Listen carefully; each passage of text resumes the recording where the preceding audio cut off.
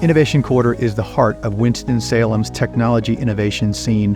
It's evolved into a high-tech ecosystem, catering to the diverse needs of Winston-Salem and beyond. Being able to have access to this community, this ecosystem, regenerative medicine, biopharma, it's really a convergence of science and technology. This space allows us to expand not only additional capabilities and equipment, but also forward-looking into new technologies. At Charter Medical's Innovation Hub, we have established a dedicated Center for Excellence for testing capabilities of our single-use cryogenic products.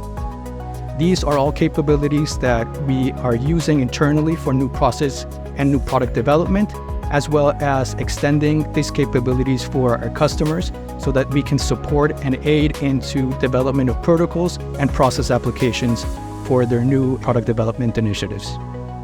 The Innovation Hub allows us to be more flexible as far as finding the right component, finding the right material, and testing them as we need them to be tested. We're not waiting for other people to do things. Opening up the Innovation Hub allows us to engage sooner and act more quickly with our customers' needs. It helps us differentiate ourselves from our competitors because we are able to offer solutions in-house.